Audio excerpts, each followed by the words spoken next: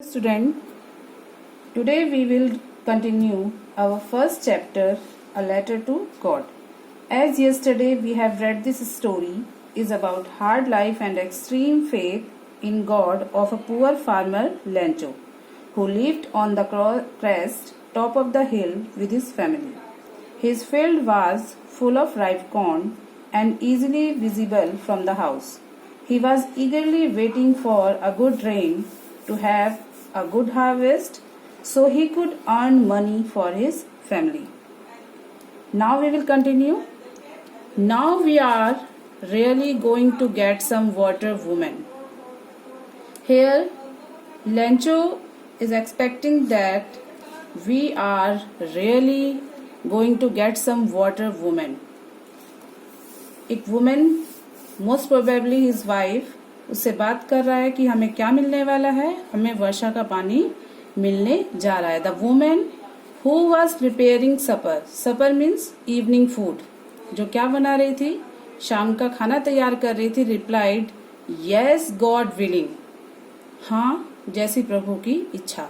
The older boys were working in the field while the smaller ones were playing near the house until the woman called to them, come for dinner. जो बड़े लड़के थे वो खेतों में काम कर रहे थे और जो छोटे थे वो घर के पास खेल रहे थे. until the woman called, जब तक जो लेडी है, जो उनकी मोस्ट प्रोबेबली मदर है, वो उनको तब तक डिनर के लिए ना बुलाए तब तक. It was during the meal that just as Lencho had predicted, जैसा कि लेंचो ने प्रेडिक्टेड मीन्स भविष्यवाणी करना, जैसा उसने प्रेडिक्ट किया था, big drops of rain began to fall. इतने में ही बिग ड्रॉप्स ऑफ रेन, बड़ी बड़ी मोटी मोटी बूंदे गिरने लगी. In the north east huge mountains of clouds, और उत्तर पूर्व की दिशा की तरफ से बड़े बड़े घने बादल कुड बी सीन अप्रोचिंग, दिखाई दे रहे थे. The air was fresh and sweet, और जैसा कि बारिश के होने का जैसे ही मौसम बनता है तो हवा जो बहुत मधुर और फ्रेश हो जाती है, ऐसी हो गई थी. The man went out for no other reason than to have the pleasure of feeling the rain on his body. Lencho बिना किसी रीजन के बाहर जाता है, केवल क्या लेने के लिए, उस खुशी को महसूस करने के लिए, क्योंकि जैसे कि उसको इस टाइम पे अपनी हार्वेस्ट के लिए, एक गुड हार्वेस्ट के लिए उसको रेन की रिक्वायरमेंट थी. एंड प्लेजर ऑफ फीलिंग, उसको बहुत खुश था वो कि बारिश होने वाली है. And when he returned and exclaimed these are not rain drops falling from the sky, ये जो है ये क्या नहीं है, ये गिरने वाली वर्षा की बूंदें नहीं हैं, ये तो क्या है. And they are new coins, उसने यहाँ पर वर्षा की जो बूंदें हैं उनको किससे कंपेरिजन किया है, कॉइन से. The big drops are 10 cent pieces, जो बड़ी बड़ी बूंदें हैं वो 10 सेंट पीसेस की हैं. And the little ones are 5. He compared the rain drops with silver coins, which shows his joy. Lencho was very happy.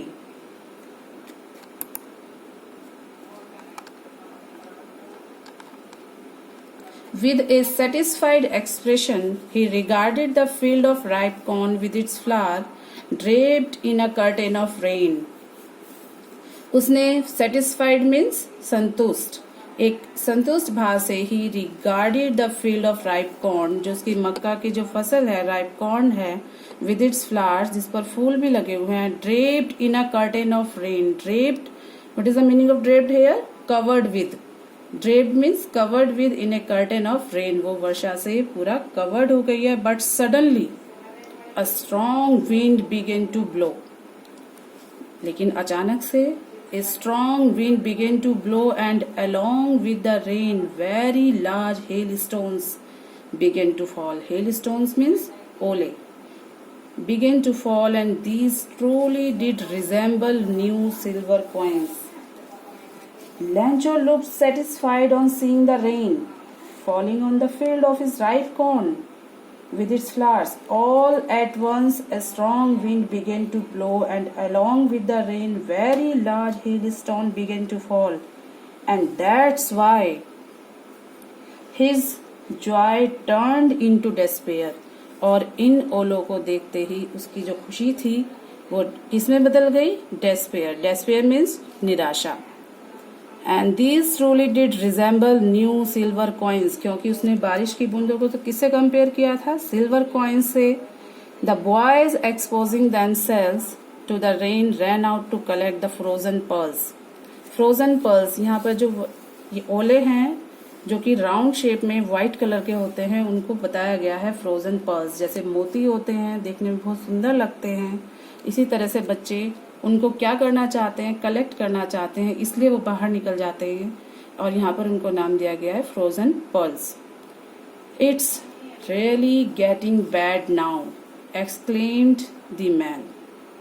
But Lencho का मानना है कि it's really getting bad now, कि ये सब कुछ कैसा हो रहा है? निश्चित रूप से ये बहुत बुरा हो रहा है. I hope it passes quickly, मेरी आशा है कि ये सब कुछ जल्दी से हो जाए. It did not pass quickly. If it did not pass quickly for an hour the hail rained on the house. अगर इसी तरह से लगातार बारिश के बाद ये जो ओले पड़ रहे हैं लगातार होते रहे, एन आवर 1 घंटे तक भी the hail rained on the house, garden, hill side, cornfield, on the whole valley. The field was white as if covered with salt. The field had been covered with snow like a layer of white salt.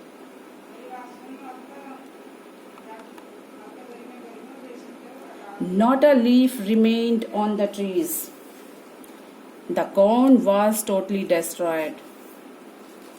वृक्षों पर एक भी पत्ता नहीं बचा. And the corn was totally destroyed. Destroyed means पूरी तरह से फसल नष्ट हो गई थी. The flowers were gone from the plants.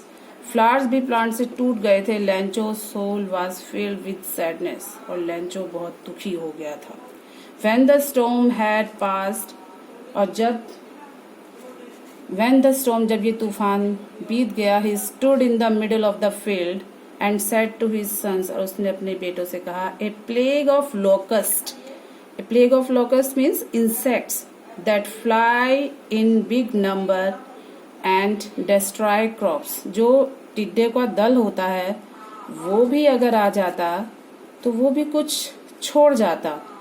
The hail has left nothing, but इन ओलों ने तो कुछ भी नहीं छोड़ा. This year we will have no corn.